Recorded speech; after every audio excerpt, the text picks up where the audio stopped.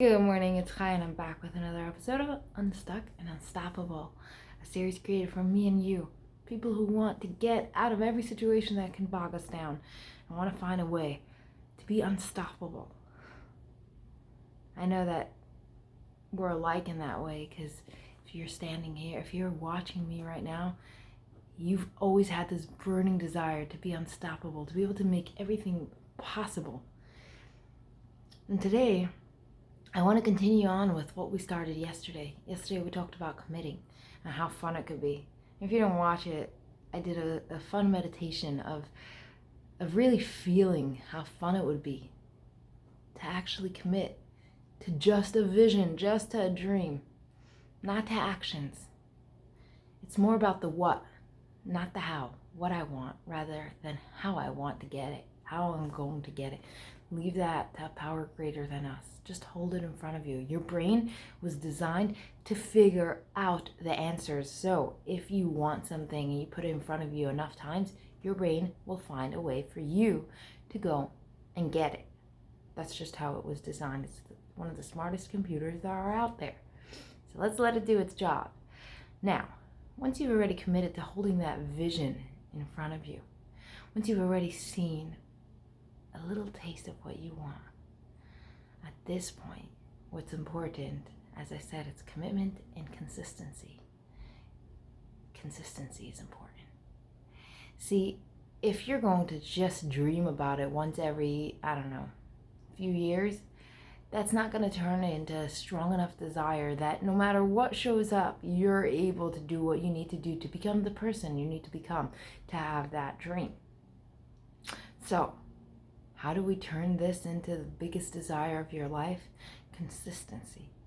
See, for years I had been going up and down through terrible abuse, and then my own abuse, substance abuse and alcohol abuse that I myself put myself through. And throughout most of these years of, I like to call it really the dark years, the years where I finally had my own choice and I kept choosing the same pattern that I'd seen throughout my childhood.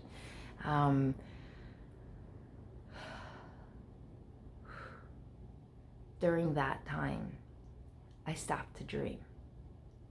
As a kid, the only way I would survive throughout, no matter how hard it got, no matter how bad it got, was with that dream. I dreamt my man was somewhere out there. I dreamt that they loved him and were taking care of him and that he was wild and running and jumping and doing the monkey bars and whatnot. And I dreamt about our house, our kids, the family, everything. I dreamt, and that's how I survived. And when I got to the dark years,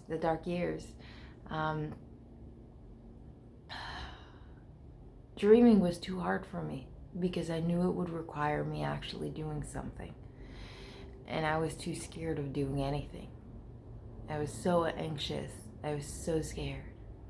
So instead of dreaming, I gave the whole thing up. And once every few months, when it got really bad, I would go back to that dream, sometimes once a year. But the dream went farther and farther away from me. And what I didn't notice then, but I know now, and it pains me to say it out loud, the further it went from me, the more I felt like I was drowning, and the less I felt like I was going in the right direction or knew what I was doing. I didn't have that moral standard at that point. I did, but not on the level that I would have had it, or that I had it in the past, or since, when I had the dream living.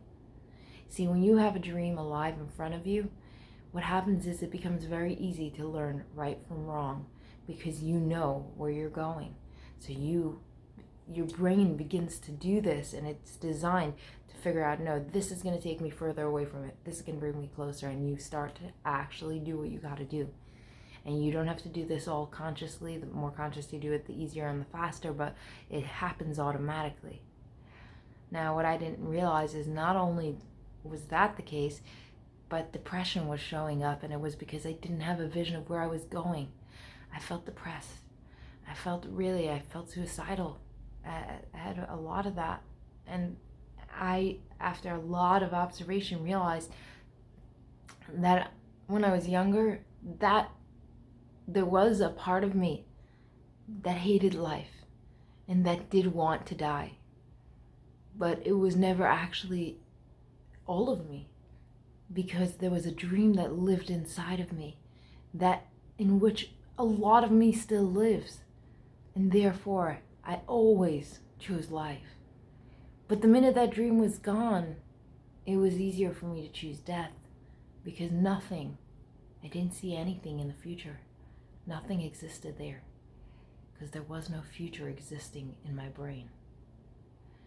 The hardest thing for our species, for us, for humans, is not to see a future.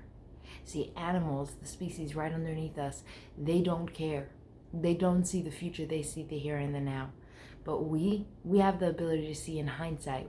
We have the ability to see our past, we have the ability to see our present and the future, all within a couple of moments of each other. We have the ability to see that all, which means that if we don't see a future,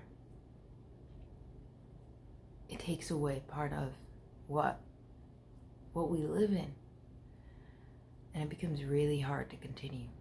It becomes really scary. People can do very scary things when they think that the world is ending, or that their world is ending, right? COVID-19, guys. All right? So, how do we do it different? This is how we do it different. We do it consistently. The day I finally started to climb out of that little hole, when I stopped with drugs, when I stopped with alcohol, you know what happened? That day, the dream came back, and it came back so strong. And I couldn't stop talking about it. And you know what I did that day? I committed to dreaming, which is what we talked about yesterday. I committed to having such a strong dream that I keep on doing it again and again and again. I keep on thinking about it. I keep on talking about it. Blue in the face. I don't have to talk to other people. Not everyone will see my vision, but I can talk about it to people that will, or even to myself. And you know what happened? Fast forward 2 years. A part that I never knew existed. A part that I dreamt of. A peaceful part of me. A part that wants to live here. A part that feels they deserve to be here. A part that feels there's a real future emerged. This part didn't live in me. It wasn't me for a very long time and never existed. But I dreamt about it. I dreamt when I couldn't dream, I dreamt anyway. When I couldn't see, I dreamt anyway. And I dreamt and dreamt until I found a way through. I found a way to get to what I wanted, to get to a place of peace, of serenity, of self-love. And I'm here to remind you about that right now, right here. So who's ready to dream? Who's ready to dream consistently, day in, day out? As quickly as you want it is up to you. If you want it quicker, dream every day. If you don't mind if it takes some time, not a problem, once a week. But consistently, dream. Commit right now to dreaming as often as possible and making that your reality. I can't wait to meet you in your new reality. All right, you know what we do right now, right? Like and subscribe. I'll see you soon.